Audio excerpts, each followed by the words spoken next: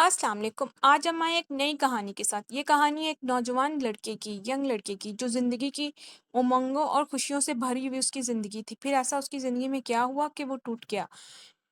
کبھی ایک ننھا سا دل ٹوٹ جائے تو انسان سب کچھ کھو دیتا ہے، لیکن وہی ٹوٹا دل اگر ہمت کر لے تو قسمت بدل جاتی ہے۔ یہ کہانی ایک 15 سالہ لڑکے کی، جس کی دنیا ایک دھوکے سے اجڑ گئی، لیکن اس کے دھوکے نے اسے بنا دیا کیا، آئیے جانتے ہیں۔ وہ لڑکا جو صرف 14 15 سال کا تھا، پہلی بار اس کو محبت ہوئی، ایک لڑکی سے پیار ہوا، اس کی زندگی کے رنگ بدل گئے، اس کو دنیا بہت خوبصورت اور حسین لگنے لگی۔ ایک لڑکی پر دل کیا آیا، اس کو ساری دنیا ہی بھول گئی۔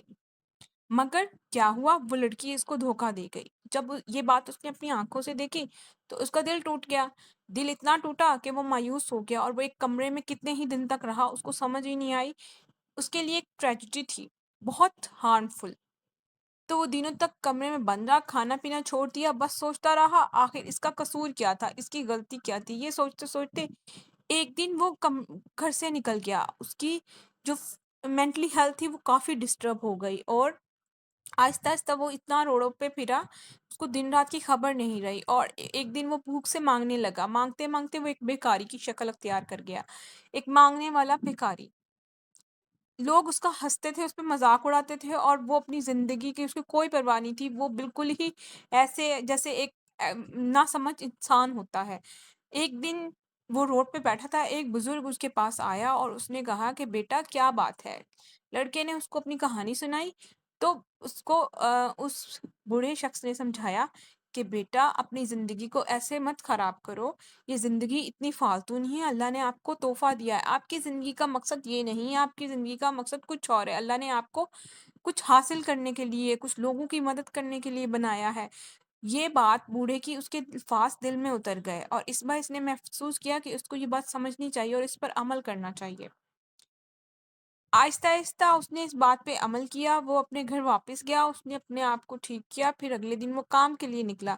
چھوٹے چھوٹے کام تھے، نیوز پیپر بیچنا، جوتے پالش کرنا۔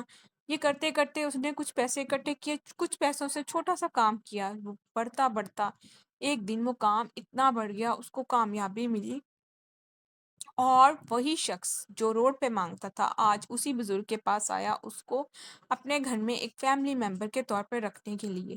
اور وہ بوڑھا شخص اس کو دیکھ کے بہت خوش ہوا کہ میری بات اس نوجوان پہ اثر کی ہے، اور پھر اس کے بعد وہ یتیم بچوں کی مدد کرنے لگا، بیواؤں کو کھانا کھلانے لگا۔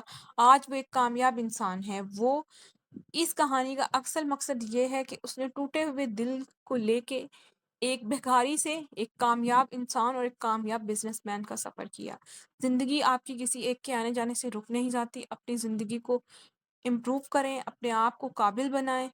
انشاءاللہ پھر ملتے ہیں ایک نئی کہانی کے ساتھ۔ آپ کو یہ کہانی کیسی لگی ہے پلیز لائک شیئر کامنٹ میں ضرور بتائیے گا، اور سبسکرائب کرنا نہیں بھولیے گا۔ اللہ حافظ، انشاءاللہ ملتے ہیں پھر ایک نئی کہانی کے ساتھ۔ Take care.